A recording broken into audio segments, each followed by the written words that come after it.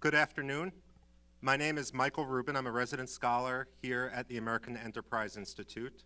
I want to welcome you to this discussion with regard to Iraq's government formation following the recent elections. I'm thrilled to have on the panel two good friends, one starting at the far left, my far left, Brian Katulis, who's a senior fellow at the Center for American Progress. He's served in and around the Middle East in any number of capacities, is a frequent commentator, a prolific author, has recently finished service with regard to the flow of Libyan weapons, which he was appointed to be on a special panel at the United Nations, and has done a great deal of work with and around Iraq. And so I'm thrilled to welcome Brian to this conversation. To my immediate left is Doug Ollivant, who's a senior fellow at the New America Foundation and also the managing partner of Mantit International, which does a great deal of business in Iraq. Doug and I were joking that it's actually a thrill to see each other in Washington because more often than not we bump into each other in Baghdad or in airports going back and forth to Baghdad. So with that, I just want to also welcome our C-SPAN audience and say that instead of doing this as one of those panels in which one person gives a speech, then the second person gives a speech, then the third person gives a speech, what we're actually hoping to do, and which should be a lot more fun for us and hopefully for the audience as well, is to have a real conversation, a lightly moderated conversation covering a lot of the issues which Iraq now faces. And I'm not just talking about internal issues such as the actual government formation, what the bargains might be with regard to the government formation, how this might impact long and tricky problems that have afflicted Iraq, such as some of the sectarian politics, such as some of the recent violence, the remaining disputes with regard to the oil law and so forth, the nature of federalism, but also what we might expect with regard to a new presidency inside Iraq. Are we going to have Iraq, in effect, embrace the confessional model of politics and of appointment of individuals to positions that we've seen for so many decades in Lebanon? Brian has done a great deal of work recently, as has the Center for American Progress, on some of the issues involving Turkey and Syria. And so, of course, we're going to be talking about many of the neighboring states and how they might operate vis-a-vis Iraq, be it Syria, be it Turkey. Of course, the big elephant in the room is the Islamic Republic of Iran, not to mention the United States, which isn't a regional state, but with our presence and interest in the region, might as well be. And so with that, what I want to do is open the floor to an open conversation, after which we're going to have questions and answers from the audience and invite you to join in our conversation. But I think one of the basic questions which we have, and I'll direct this and start the conversation with Doug, is, well, none of us has a crystal ball. As the horse trading and the bargaining gets started, since no candidate in Iraq won an outright majority, since they are going to need to form a coalition in order to put together a new government, rather than simply talk about the shape of that coalition, how long is this process going to be? Last time it took months, and certain key portfolios actually never left the hands of the Prime Minister. So in this situation, are we going to see a relatively rapid government formation? Is it going to be delayed? And let's focus now on Baghdad. We can talk about the Kurds in Iraqi Kurdistan later, but also what happens if no government actually gets formed? Doug? Well, first, thanks very much for setting this up, Michael. You gave us a lot of questions in one there. So let's first put out the caveats. First, this is about the future, so who knows? Second, this is about a government formation in a parliamentary system. Third, it's about government formation in a parliamentary system in the future where there are about 7 major parties, depending on how you count, another 5 to 6 minor ones, and then a whole slew of individuals and independents and people who ran by themselves. And then fourth, it's Iraq. So this is extremely complicated, and we're just talking about probabilities. There are no certainties. Anything is possible, and we're just going to talk about what the most likely scenarios are. All that said, I think what we saw in this election was the Prime Minister did, and the Prime Minister Maliki's state of law party, built around the Dawa party, did, I would say, on the very, very high end of meeting expectations or the very low end of better than expected, depending on how you count the independents who banded with him and so on. And that remains a somewhat ambiguous process. But depending on how you count, we've seen estimates that he now controls somewhere between 99, maybe up to 108, 109 seats. So he's somewhere in that band. And you need 163 seats to form the government. So he's nowhere near what he's going to need to put this all together. But he's certainly the dominant actor. And there's no one even close to him. Were the Kurds to band all together, which we probably expect they will eventually do, but they've not yet formally done, that's still only 62 seats compared to his 100 to 110, say. So there's no near competitor, unlike what we saw last time, where we had two parties essentially tie in the election. So I think the probability, given the Prime Minister's huge vote and his personal vote, one of the interesting characteristics this year that we saw, actually we had it in the last election as well, but it really took off this election, is the use of a personal vote.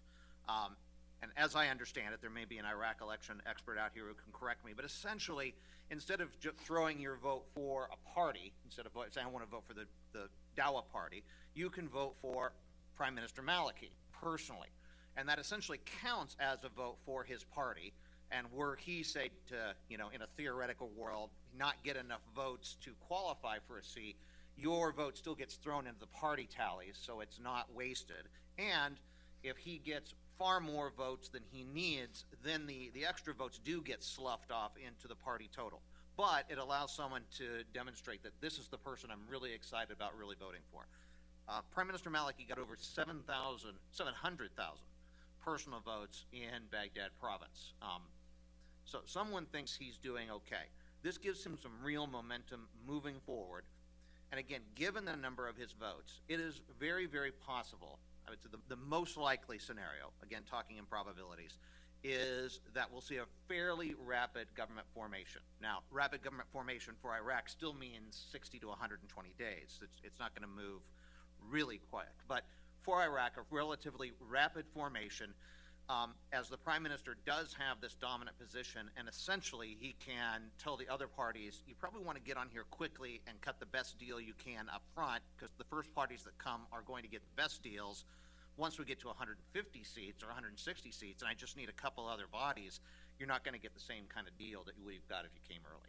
Okay, I mean, I absolutely disagree with you on how rapid the government formation will be, but do you want to? I don't have any predictions in terms of how much time, because we are looking at unprecedented each wave. And I just wanted to say three basic points which we often forget. The turnout for these elections were quite high in terms of historically when you look at countries that are in transition.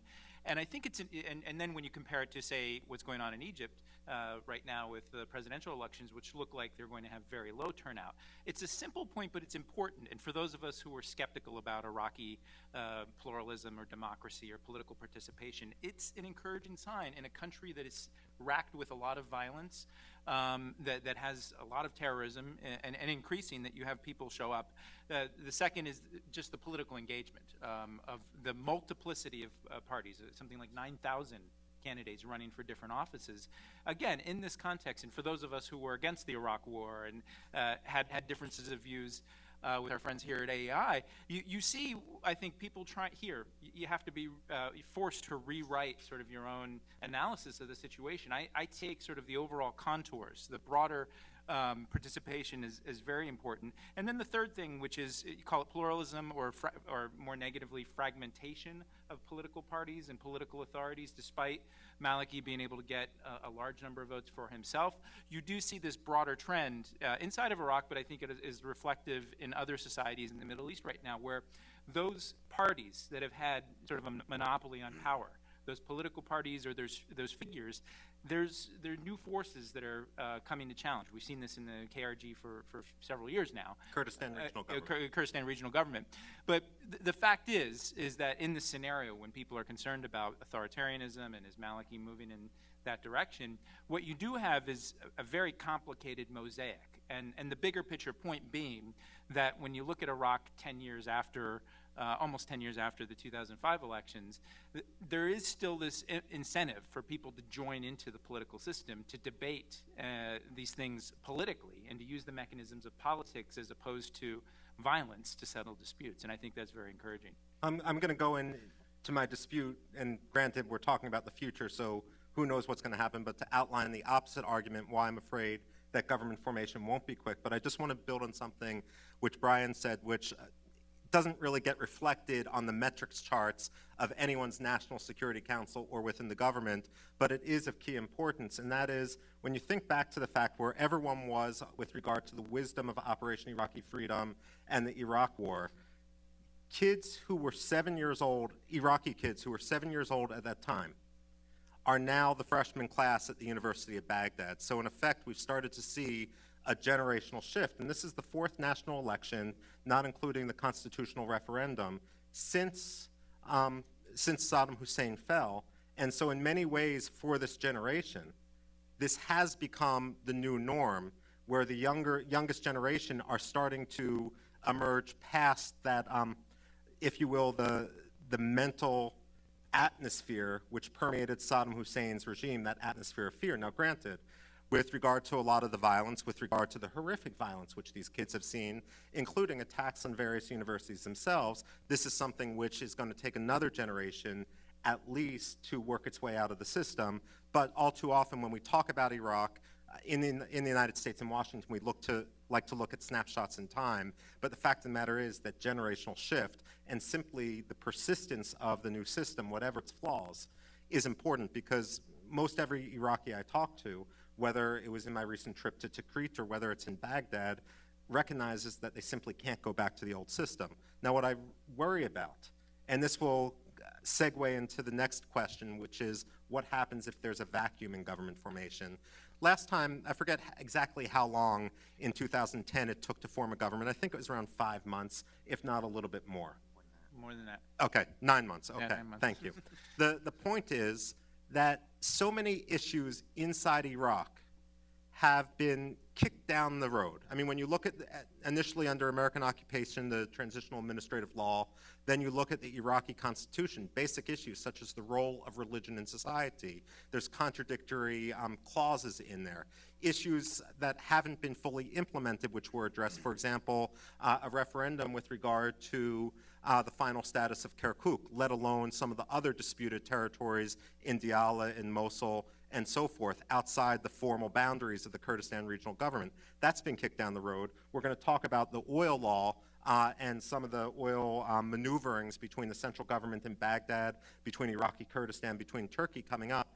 That has yet to be pushed down the line. And then there's the other key issue, which is, do the Kurds automatically get the presidency? And that's something which we can also discuss, because Jalal Talabani continues to ail after his stroke of more than a year ago.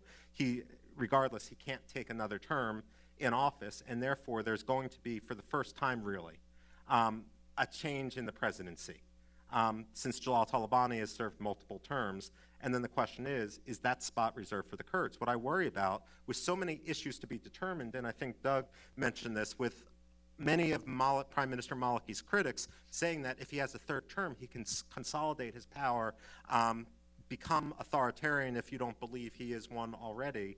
Ultimately, this means that for so many different interest groups and so many different parties, this is the last best chance. I fully agree that Maliki is in driver's seat, not only in terms of winning the clear plurality of votes, but also in being able to use his position, if you will, to dispense patronage in order to bring other votes into the system.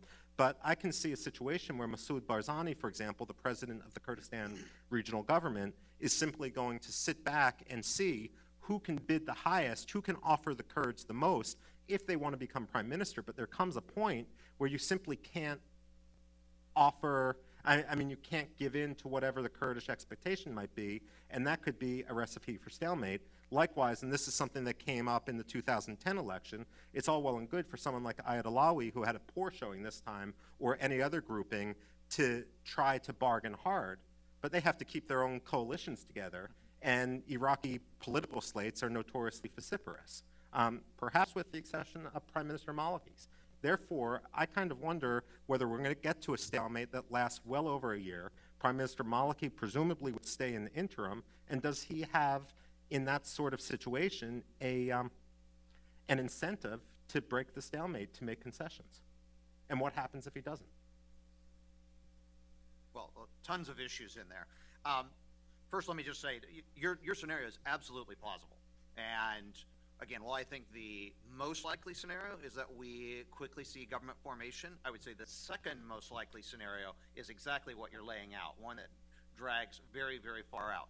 I think there are a couple things pushing against that, though. And the first is the fact that Maliki is currently the prime minister.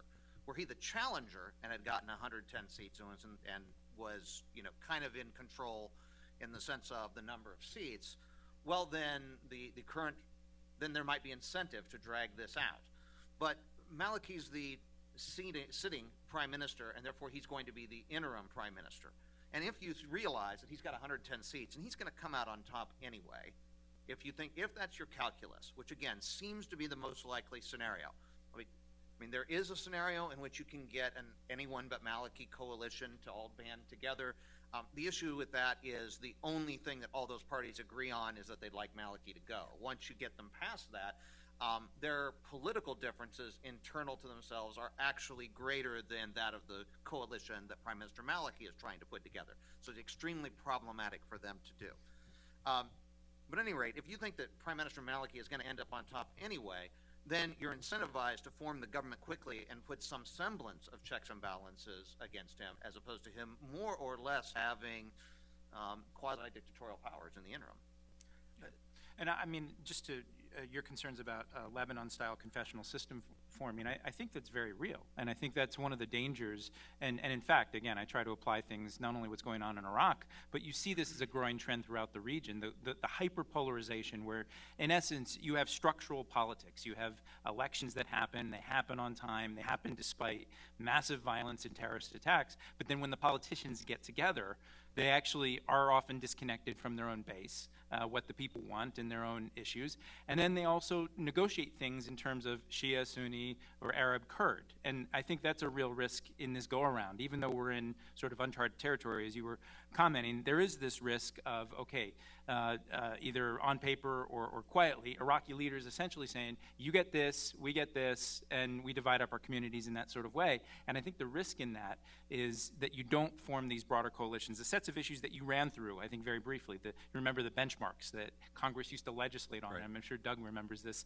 all the time. Yeah. All of those issues when it comes to de-Baathification, reconciliation, and all of these things, almost all of those have not, you mentioned the Kirkuk issue, have not been implemented. Yet the system still hangs together. Yet the political leadership has found some sort of way to work together. And I guess this is the thing I would worry about if I were an Iraqi politician, is resting on your laurels of a confessional system, of simply just appointing a Kurd to be the next president without thinking through this next generation that is actually coming to power.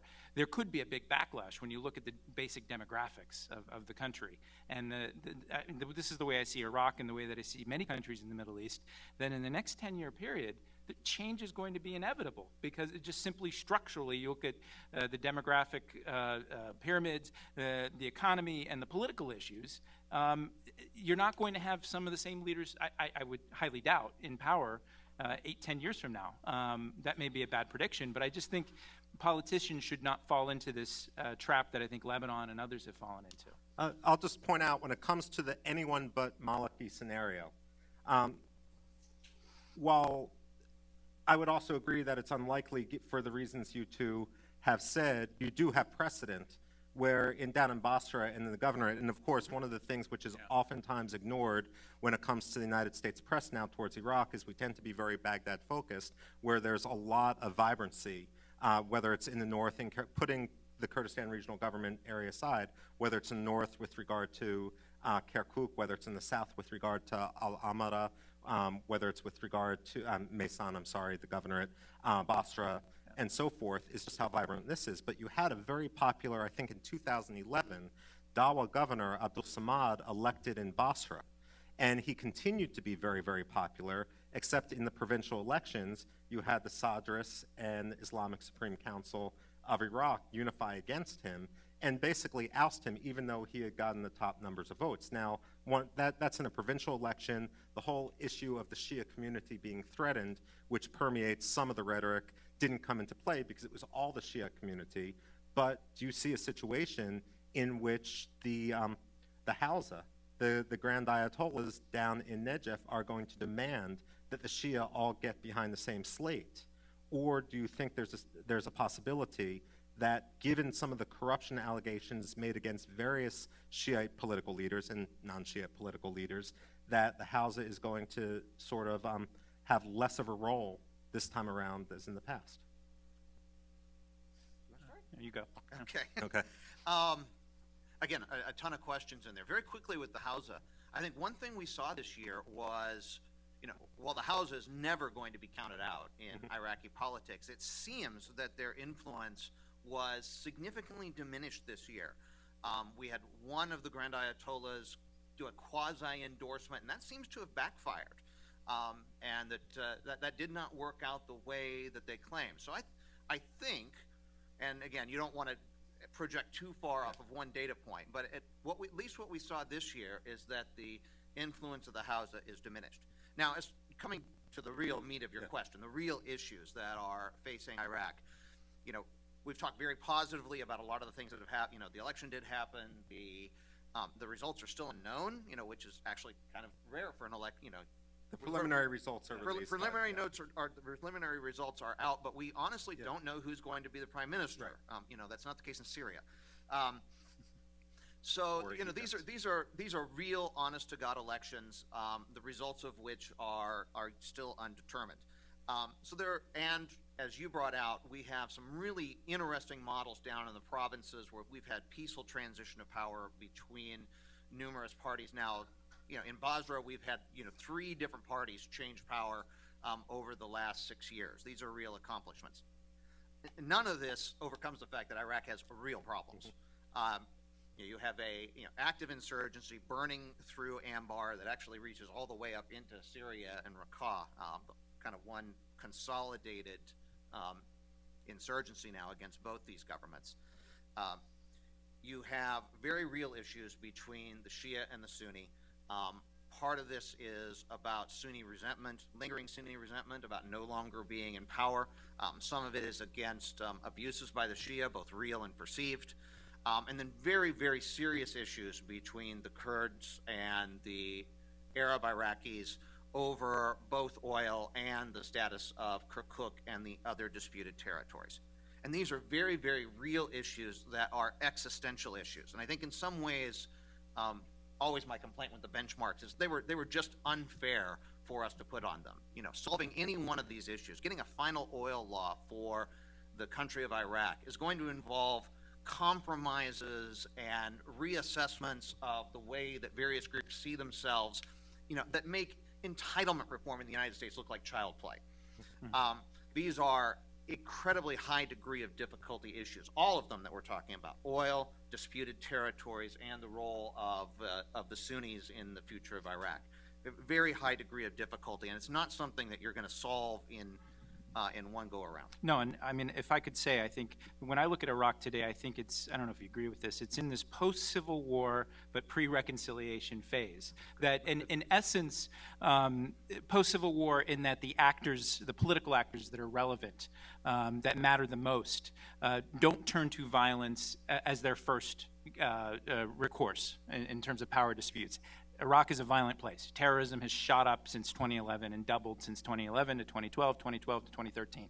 That's not what I'm talking about. I'm talking about official Iraqi politicians looking to use violence as a means to settle scores in their power disputes. So it's post-Civil War in that sense. And I don't see, given the fragmentation, given the pluralism, I may be wrong here, but I don't see the forces coalescing in the way that they did, say, in 2005, 2006. Maybe you do, to turn back to violence. I don't see it. I think people will, the dominant thread will be to look to politics. But pre-reconciliation, in that Iraq still has not fundamentally decided what kind of country it wants to be.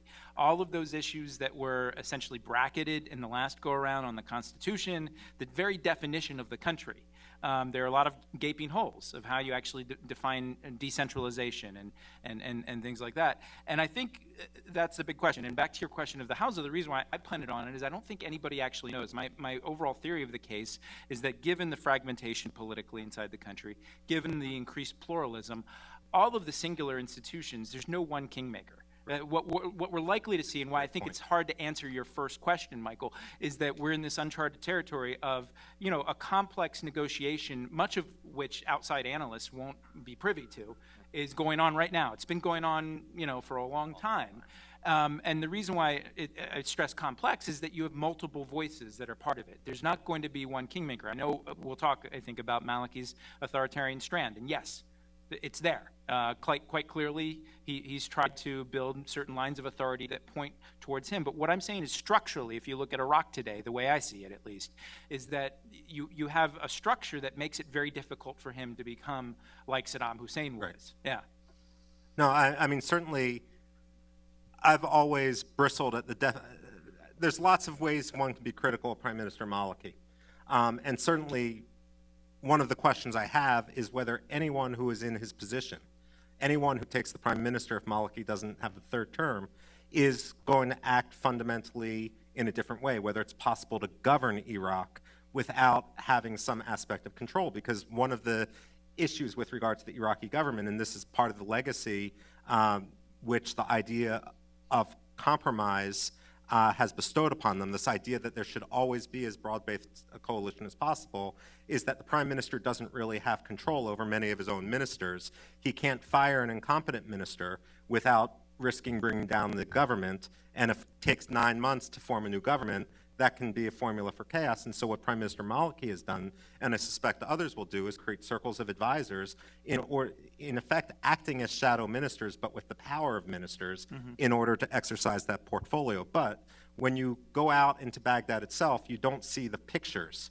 of Maliki plastering the walls the way you did. I mean, I think all of us have been to Syria before under Bashar al-Assad, or Egypt under Hosni Mubarak, or Egypt today. You've been to Egypt more recently. You don't see that sort of thing. And so if you have, what you said, so many different power centers and interest brokers inside Iraq, does that mean that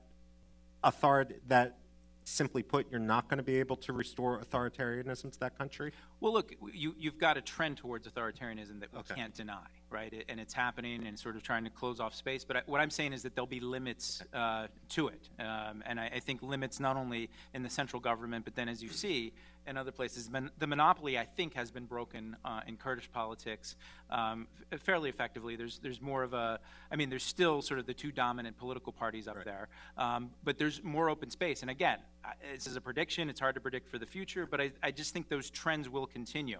The plus side to it is that you won't have sort of somebody ruling with an iron fist. The downside is that sort of outcome really lends itself to the sort of gridlock, the stasis, the stalemate on some key issues that we've seen for a while, which is why, again, I'm not going to take a position in your debate about how long it'll take a government. But if I had to, it might take quite some more time to form a government because of these issues. Is a new government going to be able to, I open this question to both of you, is a new government going to be able to break the gridlock, or is gridlock a permanent characteristic of the Iraqi system? Gridlock, for example, with regard to oil, with regard to Kirkuk and the disputed territories, with regard to the role of religion in society. Do I think that we've had over the last 4 years a national unity government, with the notable exception of like Winston Churchill's government during World War II. I can't think of a good example of a national unity government that actually works and makes a country move in the same direction. You currently, or for the last 4 years, you've had ministers in Maliki's government who are actively dedicated to making sure that his government fails. Given that reality, it is not surprising that we've had power centralized in the Prime Minister's office. We see that in our country when a White House doesn't really trust a cabinet secretary. Right. We see that portfolio pulled to the White House. And I'm certainly not comparing, anything in our system to anything that's going on there. But this is a normal tendency. So, if we can get out of the national unity government mold and put together a majority government where at least you have a smaller band of political opinions within the government, and there are clearly people who are outside. People who really, really disagree with the prime minister get to be in opposition. That's the way it's supposed to work. And they can then campaign on the outside and show the people how he's, doing a lousy job. That might help move this forward.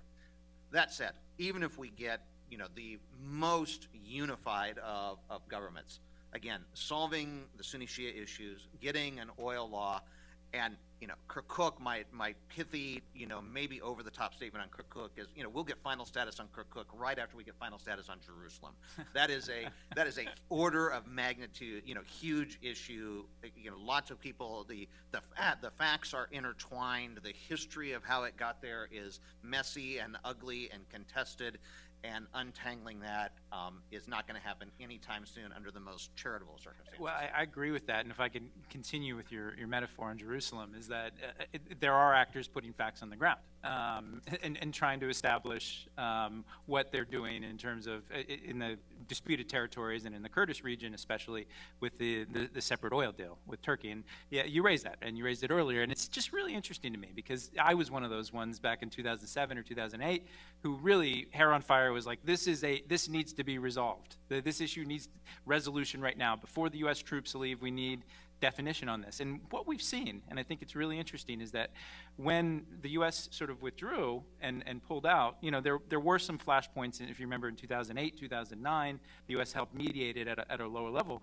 But I think when political actors see that they're acting on their own, that there is no safety net there in the terms of U.S. troops, there's a certain degree of pragmatism that gets into sort of the bloodstream there. I don't know if you agree, but you look at this dispute they're having right now on the oil, which is a tremendously big dispute. The central government is doing what? It's appealing for arbitration at this point. Nobody's invading anyone. Nobody's using troops at this point. They're using, again, mechanisms not perfect, not likely to lead to resolutions, but I think all of the actors will test the limits of their power, and if the overall, I think the dominant frame is that violence, again, not including the terrorist groups, but violence is not the preferred option to resolve these disputes. The Iraqis want to work with each other, and it's not going to be, we're not going to have a eureka, clear-cut moment at any point on these issues, but at least I don't think the country will explode again into a massive civil war. Well, I mean, one of the truisms Let me just reinforce that. I mean, we now have a really interesting situation with the KRG and Baghdad and Turkey, where oil exported, as I understand the facts anyway, exported by the KRG on their own terms to Turkey with no involvement from Baghdad has now been put on an oil tanker and is being shipped to some buyer somewhere in Europe or the Americas. And Baghdad's response has been to politically protest, to retain a white-collar law firm to sue anyone who touches that oil, and to go to Paris to file a dispute with the International Chamber of Commerce. Not one army division has moved. No airplanes are flying, no combat jets, not that the Iraqis have any yet, are flying towards Erbil. This is all being resolved through peaceful mechanisms. Now, tempers are high and, things are flaring and it's not pretty, but there is not even a threat, not even a hint of a threat of violence. It's all being done through recognized international dispute mechanisms. I just want to add one thing to what Brian said, which is anyone who goes to Baghdad gets a skewed version of Iraq because of all the economic development which has occurred in the last 10 years or so. Baghdad's probably the most disappointing case. Mm-hmm. It's in the south and in the north that you really see a booming economy, and Kirkuk, I've gone several times in the last year and a half, 2 years, but before that, I hadn't gone more than 5 or 6 years to Kirkuk itself, and that was the biggest surprise, and that also goes to the importance of local government. I had long been a critic of Nejmuddin Karim, who's the current governor of Kirkuk, because I saw him as too much of a Kurdish nationalist. He certainly proved me wrong because he tends to be more solicitous of the needs of the Arab and Turkmen communities than even the Kurds, to the point that people really rallied around him and enabled economic development. I mean, the downside of this is because of Kurdish politics, because he's gotten too popular too fast, because his name's even mentioned in the race for presidency, even though I don't think that would happen, that other Kurdish factions seek to take him down, even though he's popular. But one economic issue which we don't talk enough about in the United States because it doesn't have the sexy flash appeal of oil or some of these other disputes, is the fact that, and I don't know whether you two have had the same experience when you've been to Iraq, whether you're in opposition in Iraq or whether you're in the government, people often talk that in each ministry you have probably 10 times the number of people that you actually need to have that ministry function. And while people will say, Iraq has bolstered its oil exports, not just the disputed Kurdish exports, which we talk about, but certainly out through the Rumaila field. And so Iraq can, in effect, subsidize this bureaucratic bloat, because the price of oil remains high. But if the price of oil declines, and with all new sources coming online around the globe, and the fact that historically the price of oil wavers, what happens in Iraq? Is this a balloon that Iraq is, I'm mixing metaphors. Is Iraq coasting right now on an unsustainable formula that if they don't engage in some serious bureaucratic and economic reform now, they're not going to be able to pay their civil service in the future if the price of oil declines? And what might that occur? I think that's another strategic threat for Iraq, is driving down the highway of the resource curse. Like, right. So many countries have done this, and people have, when the U.S. was more deeply engaged, and it's still engaged there, but this concern about diversification because and competitiveness in the economy. And again, I come back to this generational trend, and I just think it's important. You look at Iraq in the next 10 years, and you have a lot of people who need to be employed. We're in a region of the world where 70 million jobs need to be created in between now and 2020. And you're not going to get that purely by pumping oil out of the ground and then paying people off and putting them in bureaucratic jobs in ministries. That's your point. But I've not seen in the successive campaigns, including the most recent one that we've been praising, the election campaign, anyone who's had a clear vision about how to make Iraq, maybe Doug has, but how to make Iraq stand on its own so it's not dependent, so heavily dependent on this statist sort of concept of running the economy. Has any Arab state overcome this model? Any resource-rich Arab state overcome this Not model? really. This is again, but when we talk about the Middle East, and I know we're going to talk about broader regional dynamics in Syria and terrorism and things like this, to me, this is a big strategic challenge for the entire region.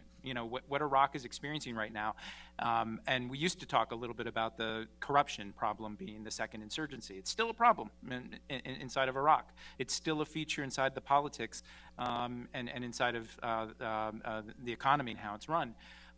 But for the longer term, Iraq, I don't think will be able to sustain itself if it doesn't actually do all of these things as well as reform the politics. I think, lamentably, Iraq is going to be largely immune to any check against resource curse. You're certainly seeing the bloat, but they are adding production fast enough that even were there to be a significant correction, so short of cold fusion being invented and right. the price falling to $10 or $15 a barrel again, even a correction in oil markets to $70, $75 a barrel, which I think most of us think is kind of the low end of where that's going to end up in our modern economy. Iraq is adding 250, 300, 400,000 barrels a day production per year. They're adding an Azerbaijan's worth of production every 2 to 3 years. So I think they can kind of outrun any cuts, which I think might actually be, counter them. There's no plausible scenario where you can go to the government of Iraq and say, no, you really have to diversify your economy. And the answer is no, they really don't. They really should. It would be healthy for all kinds of reasons. I think the only diversification that we're seeing right now, of course, is an expanding of the tourism center in Karbala and Najaf, which is good, but not sufficient. One of those issues that we often don't, there's a disconnect between the way the United States talks about Iran and the way Iraqis talk about Iran, has to do with that diversification of the economy, because so many Iraqis will complain that the reason why they can't get their manufacturing base stronger, where they can't break through new businesses and so forth, is because the Iranians will continue to just dump cheap substandard goods on Iraq. You walk in to any grocery store, and aside from Tabasco sauce, you don't see any other American export there. You just see lots of Iranian fruit, Iranian vegetables, Iranian tea, Iranian manufactured good little cakes and so forth. And ultimately, this is going to be it's driving a great deal of friction between Iraqis and Iran in a way that the United States doesn't actually see. But, when the United States looks at Iraq right now, and I'm about to ask this to Brian, oftentimes we see it through the lens of resurgent violence, especially over the last couple years. And certainly there's been actors, both other countries in the region, Saudi Arabia, Qatar, and Turkey, who have been pushing the narrative with regard to the reasons why al-Qaeda is making a rise. You can't ignore the factor of Syria, and we certainly have the civil war, if you will, between Daesh and Jabhat al-Nusra, the rival militant Islamist factions who have been conducting terrorism. The question I would have to you, and I would ask you to give us a sneak peek, if you will, of the Center for American Progress's conclusions and work on this. Is Syria today Iraq's future? I hope not, and I hope the vicious conflict we see in Syria we can bring to an end. I think we're going to hear President Obama is actually giving a speech tomorrow at West Point, and as I understand, it's the start of a much more extensive effort to rethink and talk differently about our counterterrorism strategy, including Syria, including Iraq, and piecing these all together, I think, is very important. And I think people get it now, that the conflict inside of Syria is very much linked to what's going on in Iraq. And it's quite complicated when you try to think through what is a coherent strategy to address and to tamp down that conflict, because today, U.S. policy, I think rightly, is backing and trying to increase the capacity of the Iraqi government to deal with this terrorist threat. It's slow, it's inefficient, it's difficult for all of the reasons I think Doug and others have written about in terms of foreign military sales, and how do you actually help the Iraqis develop the capacity that I think was on the ground when the U.S. had a presence there, the ability to target in a clearer way than the current Iraqi government can the terrorist threats that exist, and how do you actually deal with border security and things like this. So, but if we're doing that on the one hand, and in essence trying to squeeze the extremist elements of the Syrian opposition, and on the other hand very gradually increasing our support to the so-called moderate Syrian opposition, at some point all of these need to come together. The strategies, and my fear inside of the U.S. what I see inside of the U.S. government, and you've worked in it, the Iraq portfolio and managing it with Syria in an integrated way is very, very difficult. It sounds bureaucratic, but to this day, I think linking these two challenges together into a more cohesive strategy. I mean, it's the critique I've had of the Bush administration foreign policy as well as the Obama administration foreign policy, that there is no regional conception of how do we actually build partnerships and bring it all together that advances our interest. And I think that's one of the big challenges, if that makes sense, is that quite clearly the terrorist threat is linked between Syria and Iraq. Quite clearly, we don't have a strategy that has put us sort of in the strong driving seat to deal with this. I think we have figments of it, but nobody's brought it together in a coherent way. Is Maliki's re-election, if that should happen, going to make the situation better or worse? And then I'll turn over to the audience for questions. I don't think it will necessarily make it better or worse. I mean, this is largely, I think, outside of Iraq's control. I think that the Iraqi government in 2010, moving into 2011 when U.S. troops left, more or less had a handle on the al-Qaeda problem in Iraq. Now, was their capability going to drop when the United States left? Yes, absolutely. Learning how to do targeted, intelligence-driven operations against a terrorist network is rocket science. It took the United States, arguably the best military in the world, 3 to 4 years to figure out how to do it ourselves. Arguably, Prime Minister Maliki is now doing an imitation of what the U.S. Army was doing in 2003 and 2004 before it figured it out. And so I think that's a very high bar to be able to expect this government to do. But I think in 2010, 2011, they had a handle on the situation. And while we can never do counterfactuals, I still believe that were it not for the conflagration in Syria, the problem in Iraq was more or less manageable by the security forces they had. The invasion by a number of foreign fighters, which is not to say there aren't like native auxiliaries that are fighting along ISIS inside Iraq, but this invasion of foreign fighters gave Iraq a problem that its institutions just aren't mature enough to handle. Well, what I'd like to do is there's lots of other issues which we can discuss, and we will if there's not questions, with relation to Iran, with relations to the Kurds, with relations to how the American political cycle and the current debate and the growing isolationism in the United States and in the United States political debate might impact future American policy towards Iraq. But what I'd like to do really is to bring the audience into this, and my only demand would be that when you ask a question, that you identify yourself and keep the question as brief as possible. Does anyone here have a question?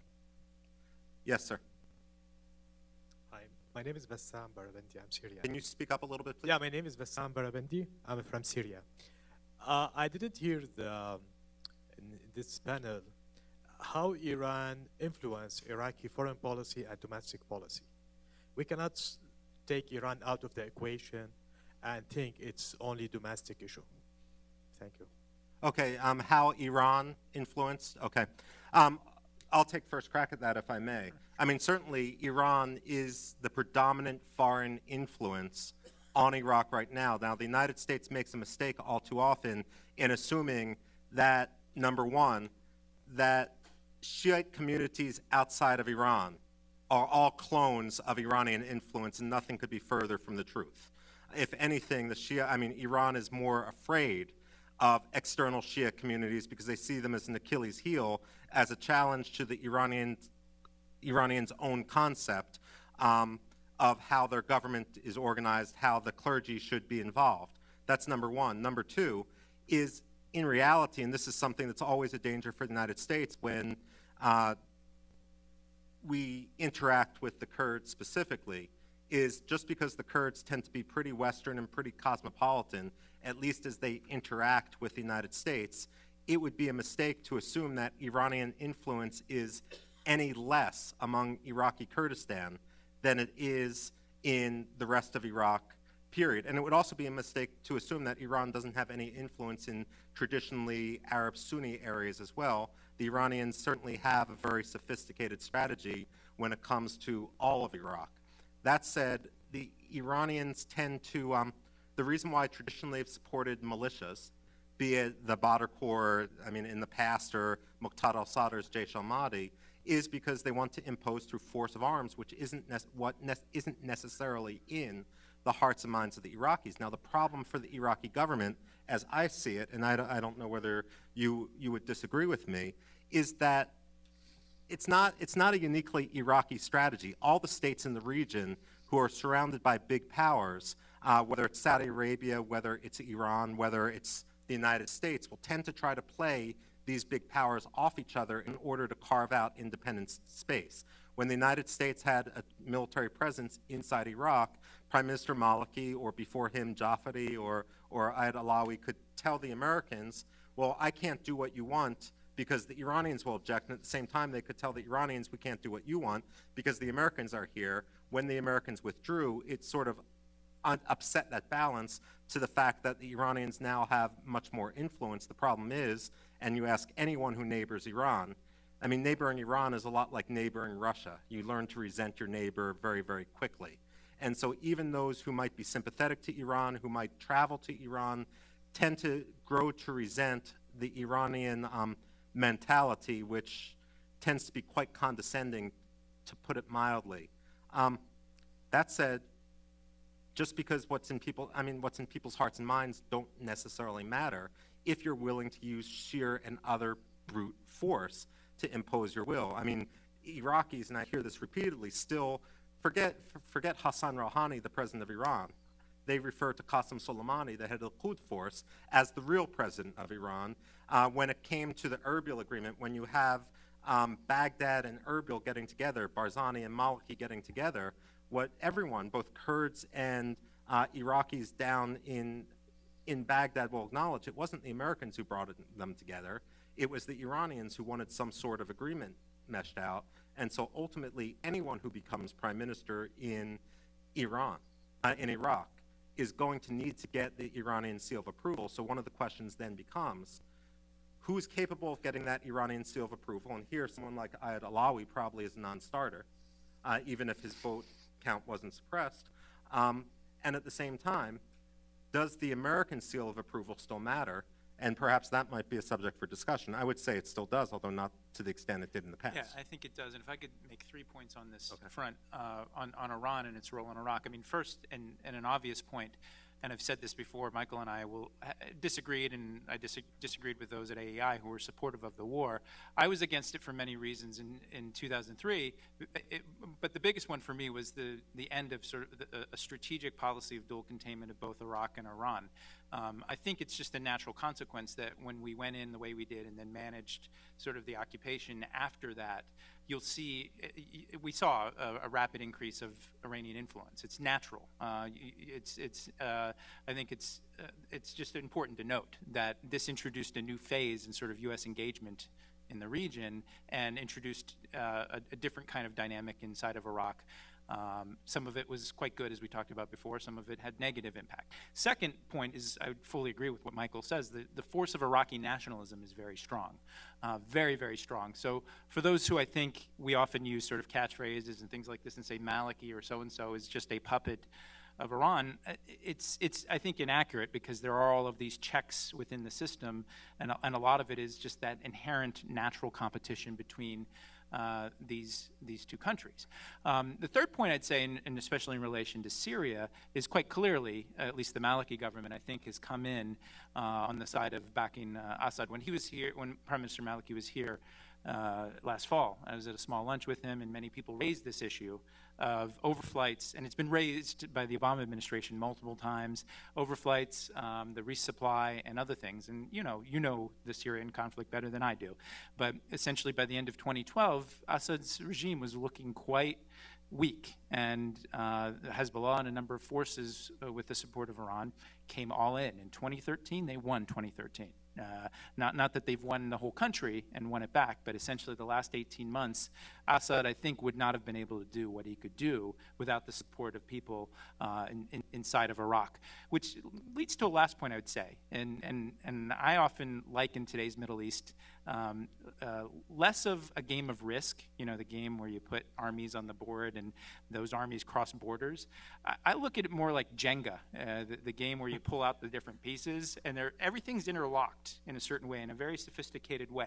And it's very hard, I think, to just, it's easy, actually. It's very easy to oversimplify and say, oh, well, the rise of Persian influence, and now they own Iran in the way that they, or Iraq in the way that they own the piece of Iraq on a risk board, a game board. That's not how it goes. I think what we see is a much more sophisticated, fluid environment in the Middle East right now. Sometimes it's quite deadly, as we're seeing, unfortunately, in Syria. But quite often right now, you see different actors like Iran, including Iraq, trying to exercise their influence in multiple ways. And that all leads to a point of how do we actually end the Syrian conflict?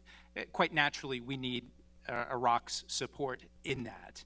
I'm not certain, part of it is the counterterrorism piece, but I think there needs to be a much longer, well thought out strategy to try to figure out, okay, how do we actually help this region stabilize itself? We need what I think has been missing for years now in terms of U.S. foreign policy in the Middle East, which is statecraft, a conception of how we actually use not only our military tools, but then also diplomacy and then the efforts of others. How do we actually help guide the efforts of others to end this conflict in Syria, to reduce the threats from terrorists in Iraq? And that's what I think is still missing in this region of the world.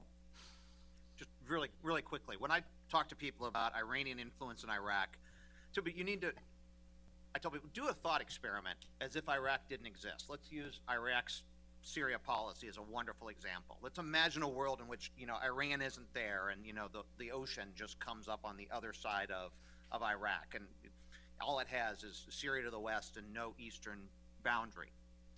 Would Iraq be any more excited about a unstable neighbor to its west, the destruction of its markets on that side, the humanitarian disaster of refugees coming into its country, the uncertainty of not knowing what government you're going to deal with, not to mention the very real reality of a large jihadist group that is now invading into your previously unhappy but somewhat stable ethno-sectarian minority?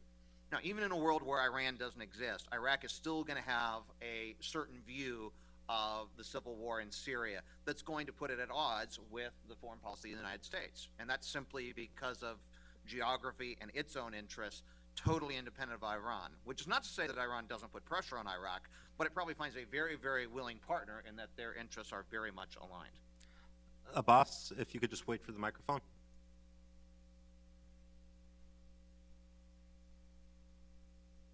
Thank you very much. It's so good to see the three of you on the podium. The question that I have is about the formation of the government, but before it, I want to have, if I may, a quick note on the Hausa, the question of its relevance. I would caution us against reading too much into the last flare of interference by Ayatollah Najafi in the elections. I always had a theory that I was looking for an empirical evidence for, so I thank him for providing me with that, is that what matters really in the Hausa is the head of the school, the Hausa itself, that's the Grand Ayatollah Sistani, or whoever takes this position. But the others don't matter really, except for, in the fact that they're scholarly work, but influence-wise, they don't matter that much. He thankfully produced that evidence for us. The question that I have on the formation, many people think that it will take a long time. How can that happen given the constitutional constraints on the movement of the politicians and kicking the can down the road? Before, in the last time, they did it by leaving the session open, breaking the constitution essentially. But now we have a court case that says you cannot do that. How can they buy time, so to speak, to get that process too long without risking disassembling the positions being in one basket? Thank you, and thanks for a good discussion.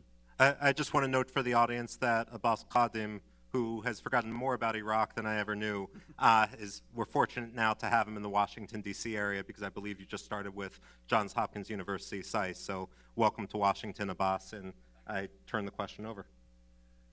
And I have a quick answer for it, but... There are constitutional constraints on government formation. Constitutional constraints in Iraq are not what they are in some other countries. Yeah. So it is quite easy to see this moving down the road, constitution. It's not that the constitution, I mean, the constitution in Iraq is, like road signs in Mexico, suggestions, not rules. Or at least many see it that way, or that's certainly the current interpretation of it in many cases. I look forward to a day when the Constitution is more, more literally read. I'm usually not a constitutional literalist, but in this case, I would be all for it. But I don't think we're to that point yet, where we really fully have rule of law, even at the highest level. I have a question, two questions over here. First, Mehmet, and then we'll come to you, sir. Yes. I'm Mehmet Yüksel from BDP, Peace and Democracy Party in Turkey, Kurdish political party. I want to ask you that now there's the exportation of the Kurdish oil to the Turkey, and there have been several declarations from the State Department that there was that the Kurdish regional government has to dialogue with the central government. But the transportation has begun a week ago. So how can the United States joke a positive role in this dialogue? Because if they only indicated that they have to dialogue with the central government of Iraq and they don't want to make deal with the Kurds on this issue, the United States will be excluded in this situation. In the same times, I think that the conflict between the Kurds and the central government will be bigger. So if the United States jokes a positive roles and make better deal for central government in Iraq and for the Kurds, so that will be more positively and build a future for this, for Iraq. But what we as Kurds seeing that the United States don't joke a positive role in this case, only indicating the Kurds that they have to dialogue. But what do you think that positively United States could joke in this case? Because it's not, it Okay, remains we're Iran going to start to answer the question. We understand it. Yeah, look, I mean, I think the statements are about as far as they're going to go inside of the government, because I think there's a recognition. Look, the overall posture, if it hasn't been clear, of the Obama administration when it comes to intra-Iraqi issues, though we have very capable people who are engaged there, a Deputy Assistant Secretary of State and others who are deeply engaged in here, we're not going to solve these issues for them. And we're not, and I'd be surprised if you have a much more activist posture. The second thing I'd say, and I don't know this realm as well as maybe Doug or others do, but the role of the private sector, the role of what companies actually do and don't do will actually, I think, determine what the likely outcomes might be. And I think right now, as we were saying before, everybody's testing the limits of what they can get away with in this framework. U.S. policy, I understand why it is that they prefer this to be negotiated within the framework of the central government, because they want a cohesive Iraq. It's been a longstanding U.S. policy, whether it's highly decentralized, but an Iraq that actually works cohesively together. I'd be surprised, and maybe it's happening, I'd be surprised that we get so deep into the details of trying to broker some sort of solution to this issue right now. I largely agree with Brian that I simply don't see the United States getting more involved than we already have. And in effect, as an analyst rather than an advocate, I would say it seems that the United States is going to fall back upon the Iraqi central government. That said, there's a couple other issues which could mitigate that or change it slightly. One of those issues is one we don't often talk about, is the sheer number of former American officials who have gone into business with regard to Kurdish oil and the influence which they have privately trying to talk and lobby among current government officials. That's something that when you see people standing behind Masoud Barzani at the opening of one facility or another and they're labeled as an ambassador, I hate to say it, most people in Iraq don't understand that they're no longer acting in their official capacity, but so be it. One of the other issues, and this creates the opposite effect of what I just said, is the fact that the Kurdistan regional government doesn't really have representation in the United States ever since Qubad Talabani went home, where he's been nominated to be the deputy prime minister, although many Kurds I talked to suggest that Baghdad is going to formally have its government before the Kurdistan regional government does. You have a situation where, let me be blunt, because they don't have enough family members from the ruling parties, they're not fully staffing their representation, which means that if the Iraqi Kurds get frustrated that they aren't having their case heard, they have no one to blame but themselves. Turkey, of course, has the Peace and Democracy Party, the BDP, has a very active representation here.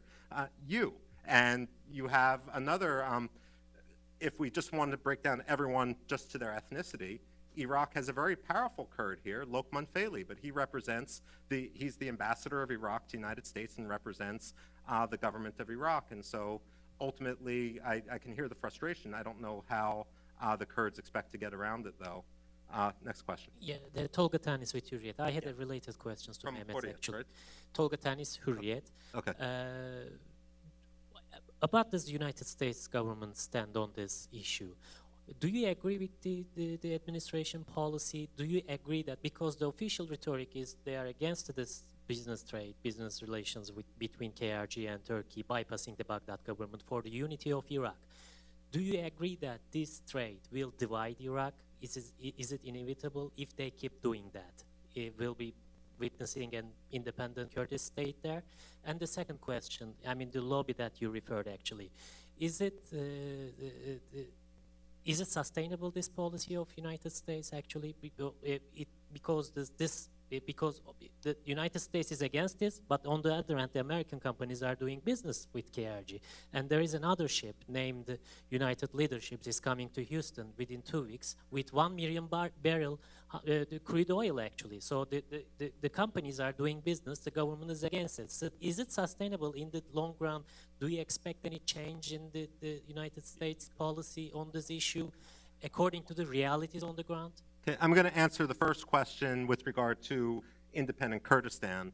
A couple points. Without doubt, the vast majority of Iraqi Kurds in the Kurdistan regional government area would like to go independent.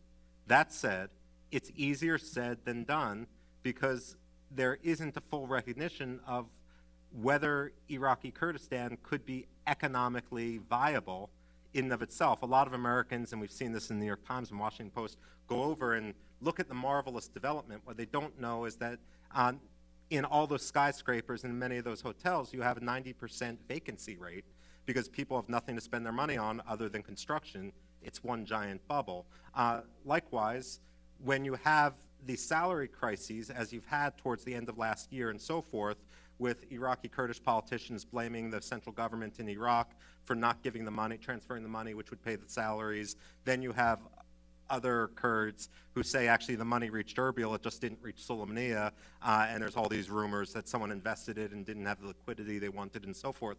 The point of that is simply that Iraqi Kurdistan still gets so much of its revenue from the Iraqi central government, and let's put aside that it would be a landlocked country in a very dangerous area, and that the Kurds themselves have always had a trouble with division, and this is ongoing and is symbolized by the dispute at Fish Habor between Syrian Kurdistan and so forth. It's symbolized in the fact that despite Goran, in theory, having the ministry of the Peshmerga now, you still have a division within the Peshmerga in Kurdistan among the political parties. Are the Kurds unified enough for this, or are you simply going to have division upon division? The point of this is, very briefly, that while I see the Kurdish leaders using the rhetoric of Kurdish nationalism in order to rally people around the flag and rally people around themselves, I'm not convinced that people like Masoud Barzani actually want to go independent. And in fact, for all of his Kurdish nationalism, remember that it was Masoud Barzani who just, 18 years ago, invited Saddam Hussein and his tanks and Republican guards into Erbil himself because of an intra-Kurdish dispute. Let me turn over the second question, which is the sustainability of the U.S. policy with regard to the oil. Let me very quickly move through all parts of your question. That the oil in the ground belongs to all of Iraq and has to be exported through Baghdad is longstanding U.S. policy now through at least two administrations. So I don't see that policy changing anytime soon. That's been the American consensus reading of the Iraqi Constitution, which we may have had something to do with. But the oil is bringing a very, very important issue to the forefront. I think here we have two overlapping red lines. As I understand the Iraqi Kurd position, they honestly believe that the resources underneath the KRG belong to the Iraqi Kurds. Baghdad believes that all the resources in the ground in Iraq belong to all Iraqis. Now, there's certainly posturing and power plays on both sides, but fundamentally, once you push all that aside, you have two very, very different beliefs about the way that the resources are to be distributed. I think Baghdad honestly believes that the oil in the ground in Kirkuk and Basra, for that matter, belongs to the Anbaris as much as it belongs to everyone else. The Kurds have a different issue. Again, I think this is being brought to a head by these tankers starting to land wherever, and this will be resolved through international dispute mechanisms. You have the ICC case that's being brought up in Paris against Turkey, and I suspect that any American firm that touches that oil is going to be slapped by a lawsuit so large that their stock price will go through the floor. They're going to have to disclose that to their stockholders. So this will be resolved in very ugly ways. As I do, this is going to be like a very ugly domestic dispute, but one that doesn't involve domestic violence. So I'm all about legal mechanisms figuring this out rather than force of arms. No, I mean, I think that's right. I don't have much to add, but I think, again, you'll hear President Obama tomorrow outline his overall vision on foreign policy. It doesn't get into the weeds in dispute resolution on energy resources in northern Iraq. I'm quite certain. I've not seen it, but and there was a time when the U.S. actually, our debate was fixated on that. It was fixated on things like this, disputes that should be settled by other countries' politics, we hope, and in functional ways. And I think it should be a wake-up call for the region, in a sense, not that you're on your own, but that these are issues, the overall region needs to mediate these disputes in some sort of way, hopefully peacefully. But we're not the ones, anyone looking for a U.S. big brother to come in and say X, Y, and Z must happen. It's been tried and it hasn't succeeded. Last question, sir. Thank you, Gerald Chandler. Could you tell me what is said in other countries, not Iraq, but Iran, Egypt, and so on, about in the political media and the social media about this development of democracy in Iraq that's not violent, is not perfect, but at least is going in the right direction? Do they write in their social media and so on that this is the trend that we should have? Well, I think quite obviously the answer is no, because it's still a violent place. But I think we shouldn't downplay what's been achieved inside of Iraq. And you should be clear where I stand. I was against the war. I thought it was the biggest strategic error we've done as a country, and I still to this day, and this is where Michael and I disagree, it's a net negative for U.S. national security from an American security standpoint. And we've had this debate respectfully, and I think it's important to have it. And even as we see more gains, as we see more pluralism taking root, despite all of the violence and the terrorism inside of Iraq, it's hard, I think, for any country in the Middle East to look at any other country at this point and say that's the model. I mean, the only one that sometimes comes up a little bit these days is Tunisia, right? Because they've had a mediated sort of transition that hasn't been terribly violent. They haven't suffered from the problems, and I think structurally they were in a much better position, not having the sectarian differences, and not having, they had more institutions and things like this.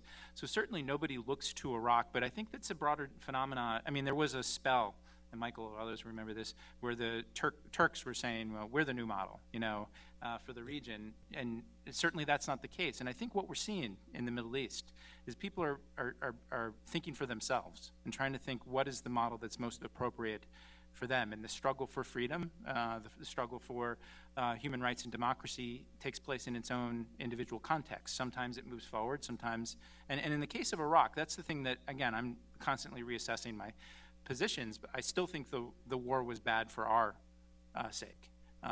When I went to Iraq in 2003, in a non-government context, you see the brutality of what Saddam Hussein did.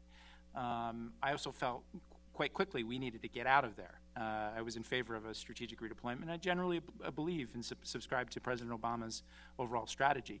But the main thing that's interesting that I think isn't captured in our press these days is what's going on. These guys see it when they go to Iraq. What's happening, the sustainability of people showing up to vote and debate is really awe-inspiring in some ways. When you look at the constraints that they still face to this day, the physical security, the lack of development in the country, and it's quite amazing. And again, we can either say it's all about us and take credit for it, but I think it's the Iraqis themselves have seized this moment. And back to your point, though, is I don't think anyone in the region points to it as like, we want that, because the costs to get where they are right now have been very, very high. Well, I'll push back gently. In that, for example, when I was in Syria, after the last Iraqi election, you still had campaign posters up, even in areas inside Syria which are traditionally Ba'athist and so forth, like in Damascus, like Kfar Sousa and so forth. And Syrians were actually talking, I mean, how ironic it was that the Iraqis could vote, that you could have political parties and posters up in Damascus, but of course no Syrians were allowed in this context. And what Iraqis will say when it comes to some of the violence which occurred is a lot of the Iraqis will embrace a conspiracy theory, but there might be some truth to it. That one of the reasons why some of the neighboring states were so intent on disrupting the Iraqi experiment, be it Iran or be it Syria, because remember, before Prime Minister Maliki was allegedly more sympathetic to Bashar al-Assad, he was certainly back in the 2007 timeframe against, as the Underground Railroad of Suicide Bombers was coming through Syria. And therefore, people said the reason why outsiders don't want Iraqi democracy to succeed is simply because, I mean, it would set a negative precedent at home. That said, of course, this model, because of the tremendous costs, because of the tremendous violence, because of the terrorism, hasn't had the domino effect which some American officials hoped it would have. But with that, what I want to do is thank the audience. If I may, you can follow what Brian does on Twitter at bcatulis.